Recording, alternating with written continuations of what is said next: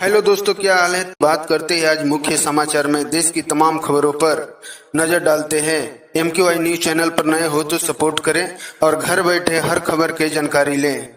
मुख्यमंत्री अरविंद केजरीवाल की पत्नी सुनीता केजरीवाल ने सीएम आवास पर तिरंगा नहीं फहराने को लेकर कहा कि ये तानाशाही है। उन्होंने कहा कि आज सीएम आवास पर तिरंगा नहीं फहराया गया, बहुत अफसोस रहा। ये तानाशाही एक चुने हुए मुख्यमंत्री को जेल में रख सकती है, लेकिन दिल में देश प्रेम को कैसे रोक पाएगी। आज स्वतंत्रता दिवस है, जब 1947 में भारत को अंग्रेजों की तानाशाही से आजादी मिली। सैकड़ों स्वतंत्रता सेनानियों ने लाठियां जेल गए और अपनी जान की कुर्बानी दी।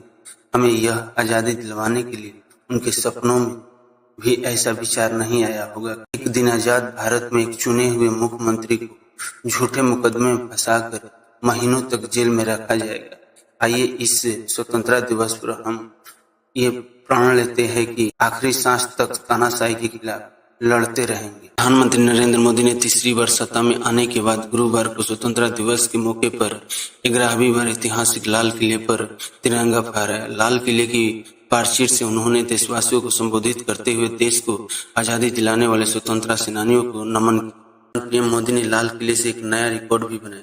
उन्होंने 78वें स्वतंत्रता दिवस पर अब तक का सबसे लंबा भाषण दिया।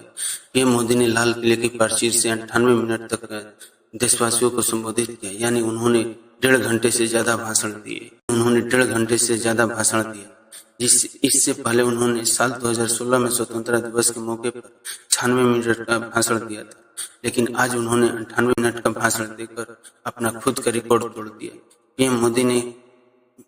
पीएम मोदी का सबसे छोटा संबोधन साल 2017 में था, जब उन्होंने करीब 56 मिनट तक का भाषण दिया था। पीएम मोदी ने अपने भाषण से कई तरह के संदेश दिए और साफ तौर पर अपनी प्राथमिकताओं को बताया। हिंदुओं के मुद्दे पर उन्होंने बांग्लादेश की सरकार को साफ संदेश दे दिया।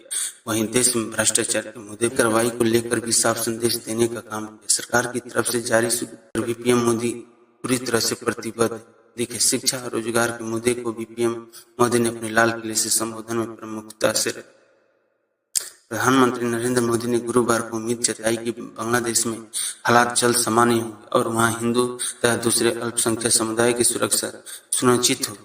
मोदी ने कहा कि बांग्लादेश में जो कुछ हुआ उसको लेकर पड़ोसी देश के नाते हमें चिंता होना स्वाभाविक है। मैं आशा करता हूं कि वहां हालात जल्द सामान्य होंगे। 140 करोड़ देशवासियों की चिंता यही है कि वह हिंदू अल्पसंख्यक समुदाय की सुरक्षा सुनिश्चित। कहा कि भारत हमेशा चाहता है कि हमारे पड़ोसी देश सुख और शांति के मार्ग पर चले। शांति के प्रति हमारी प्रतिबद्धता है, हमारे संस्कार है।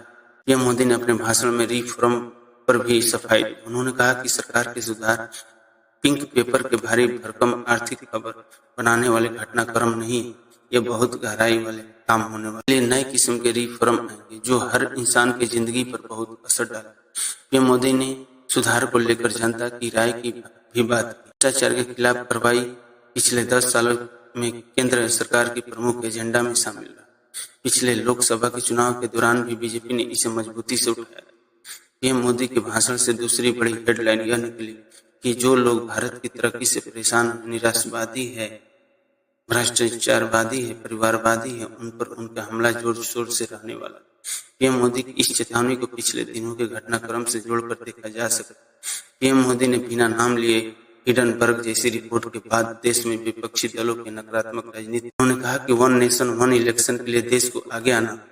मैं लाल किले से देश के राजनीतिक दलों से आग्रह करते, संविधान को समझने वाले लोगों से आग्रह करता हूं कि भारत की प्रगति के लिए भारत के 1 नेशन 1 इलेक्शन के सपने को साकार करने के लिए आगे। बांग्लादेश की वर्तमान स्थिति का उल्लेख करते हुए प्रधानमंत्री ने वहां जल्द सामान्य स्थिति बहाल होने की उम्मीद जताई।